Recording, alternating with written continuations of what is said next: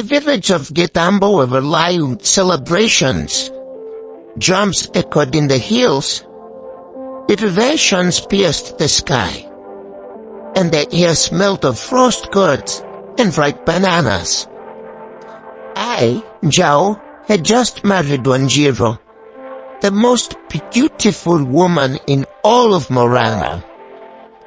She was graceful, soft-spoken, and her eyes held a misery I could never unravel.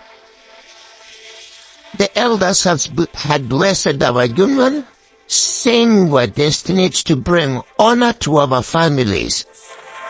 But if only they knew that the woman I had sworn to love was not who she claimed to be. Our first night together, I woke up to an eerie silence. The fire had died, and the moonlight streamed through the gaps in the thatched roof. I turned to hold Wanjiru, but she was not there. The bed was cold. I rose quietly, stepping outside. The night air was thick with the scent of damp earth. And in the distance, I saw her. A shadowy figure disappearing into the sacred Mugumo grove, a place forbidden to women after dark. My chest tightened. What was she doing there? I followed cautiously, my bare feet making no sound. Then I heard them. Whispers, low and vehement. What one voice? What mean? My heart pounded. Wanjiru was kneeling before an old Mugumo tree, speaking in a language I did not quite understand. And the wind, the trees sweep violent.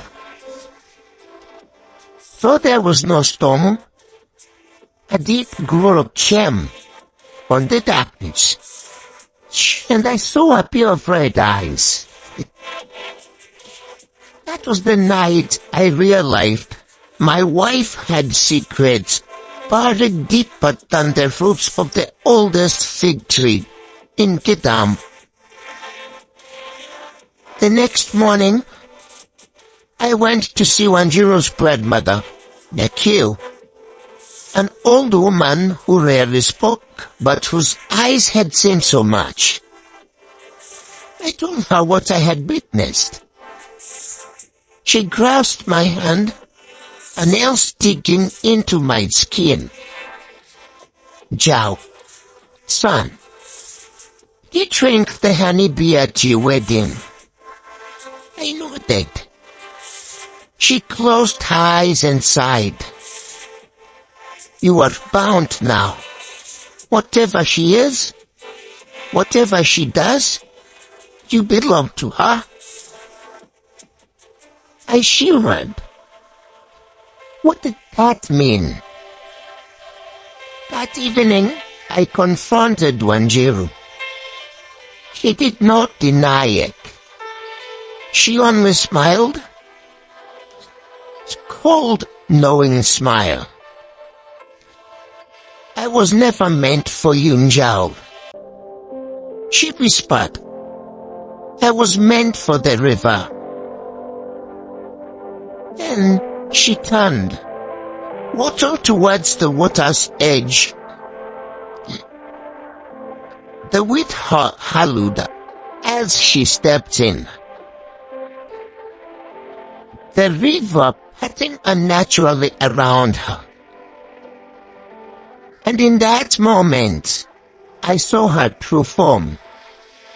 Something not entirely human. Something old. Something forgotten by time. I wanted to run, but my fist refused to move the honeybee up. The binding. I was trapped in her world now. I fled. I ran through the forest, branches lashing at my skin, voices hissing my name in the wind. I did not stop until I reached the old woman's hut.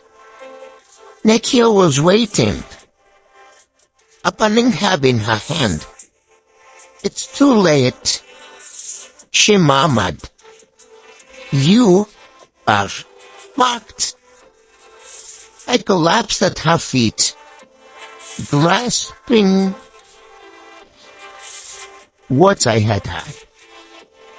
I'd married a woman who was not of this world, and no matter how far I ran, she would always find me. Because I had drunk the honey beer, because I had said the vows, because I had married a ghost. To this day, I still hear how, sparks in the wind. I still feel her watching me from the trees. Sometimes, late at night, in the river scenes, I see her reflections in the water, smiling, waiting for the day I will return to her.